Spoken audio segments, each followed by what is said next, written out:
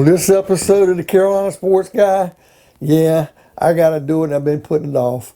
But kind of, folks, it's a two-part video. We're going to go in and we're going to review what happened between the Carolina Panthers and the Miami Dolphins this past week. And also, we need to look at what this train wreck is called the Carolina Panthers since we've gone through 12 weeks of football. Before we get into today's video, make sure you subscribe. It doesn't cost anything. Pound that like button. Hit that bell notification, be notified of future videos like these on the Carolina Panthers. And by all means, folks, leave me some comments. I sure do love the dialogue. All right, folks. Panthers took one on the chin. Pretty convincingly, too. 33-10 loss. It's pretty sad. Didn't really want to get a lot of detail. I know a lot of people have been picking on Cam Newton this week. He did have an atrocious performance in this game. But I didn't see where P.J. Walker, yeah, he had a couple hookup shots and had some nice passes, a couple, but still couldn't get it done. He still got sacked a lot. He's so small and frail, and he still threw picks.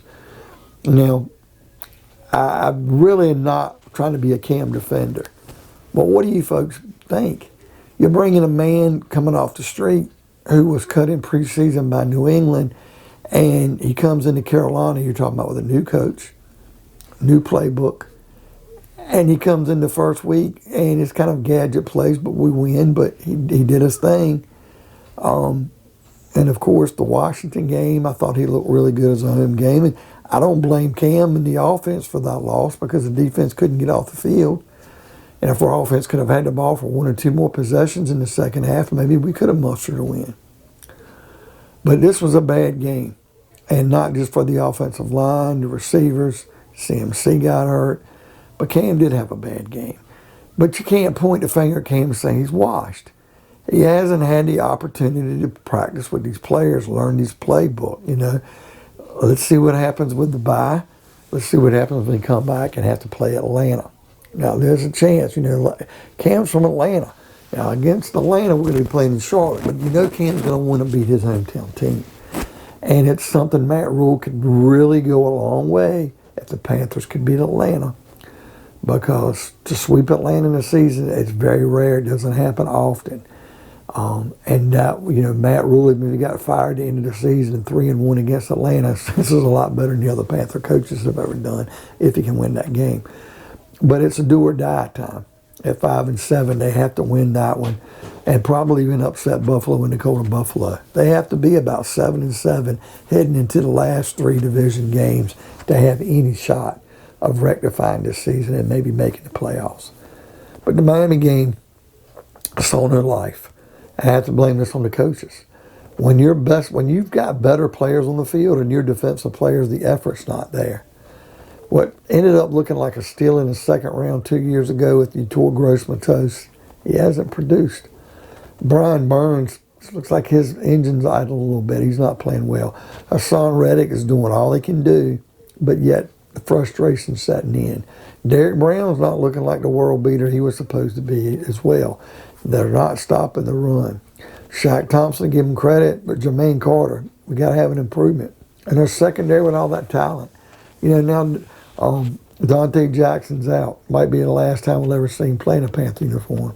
Or we're going to bring back Stephon Gilmore, because think about it, folks, it's going to be a free agent. Did we just waste a draft pick for a guy to play part-time or here just for a few games? Getting J.C. Horn's going to be very important. And what about C.J. Henderson? We're ever going to get him on the field to do anything? And I still do believe that Jeremy Chin may be out of place playing safety, because he really seemed to really sparkle more when he played linebacker. It's going to be interesting to see. And our offensive line is atrocious, and we've got to build it. Now, before people say, we got to draft offensive linemen, or how come we can't get offensive linemen? Yeah, there's been drafts that Hurney and Gettleman had, and they should have made an offensive line pick. Maybe Matt Rule should have drafted Trey Smith out of Tennessee when Kansas City did in the 6th round. But, folks, the thing you better start looking at, it's like when you go to the grocery store. You can go down to cereal aisle and you can find all kinds of sweet-coated cereals all day long. That's your running backs. That could be a receiver. But sometimes there's some products sold out. You might not find it. You might have a hard time finding, I'm just trying to think of something. For example, a certain type of beer, and maybe a certain time of year they don't have it in a grocery store. Well, offensive linemen, really good offensive linemen, really good tackles, they don't grow on trees. They're like quarterbacks. If you get a franchise quarterback, you got to hold on for a long time. Because if something happens to them, or they retire early, or you give up on them, or they don't work out, sometimes you go through a whole lot of quarterbacks, and that's what we're finding out before we really get another good one. And, 32 teams in this league, folks. Franchise quarterbacks are probably less than 10 in this league. Real hard to come by. And when a team gets them, they keep them. Well, offensive tackles are the same way. And who would have thought our run game, the guards, would be atrocious, but they are. And that's no excuse. We should have better guard play, better play at center. How about our special teams? Allowing another block punt for a touchdown. Well, this time it was a touchdown.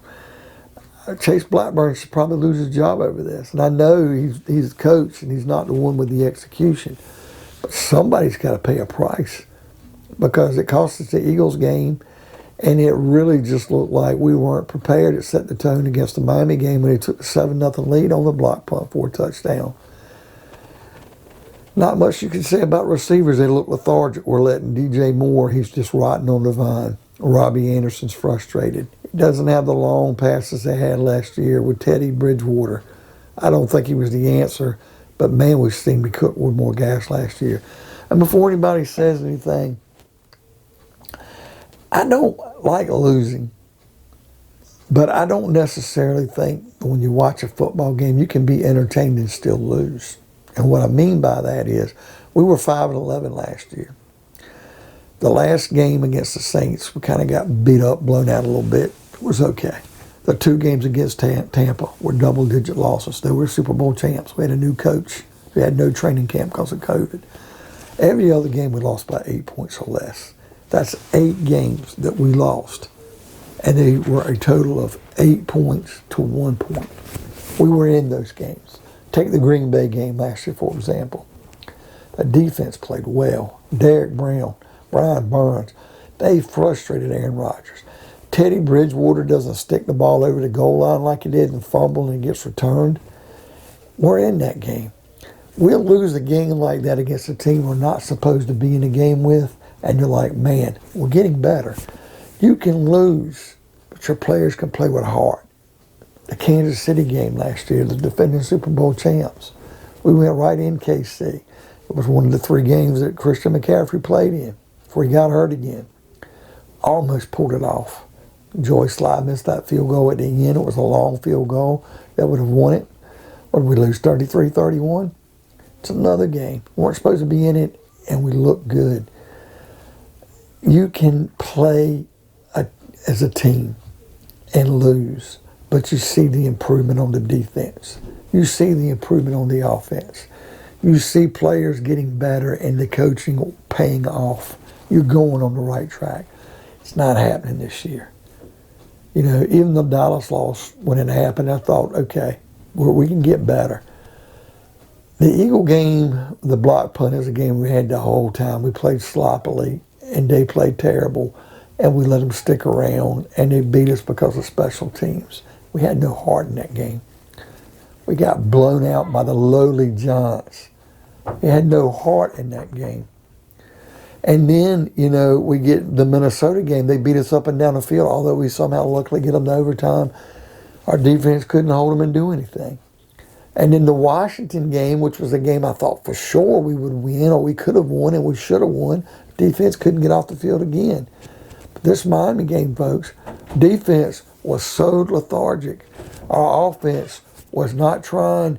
It just doesn't seem like they wanted to do anything at all. And our special teams look really terrible. We've got to do something, and it starts with the coaching staff. We've got to have better coaching. If they can't or they're over their heads, it's time to clean house. Now, the general manager, we got to look at the general manager because I think Scott Fitterer, he can stick around. Dave Tepper needs to hold on to him. But we've got to do something about this coaching staff. Joe Brady's got to go. Phil Snow's probably out the door too. And Matt Rule's probably looking for a college job. Some of these players are going to lose. We've got to improve the offensive line the best way we can. Hold on to a quarterback to get us through the rough years until we can get a franchise quarterback. Keep what good defensive pieces we got and build with inside, folks. Because if we don't do anything, we're losing this franchise. So what I mean by losing a franchise, years of mediocrity, like Jacksonville. We don't want that. So folks, what do you think of today's video? What do you think needs to be done for the Panthers to turn it around? Leave me some comments. I love the dialogue. Pound that like button. Hit that bell notification. Be notified of future videos like these on the Panthers. And by all means, folks, subscribe. It doesn't cost anything. Well, we'll see you on another episode of Carolina Sports Guy.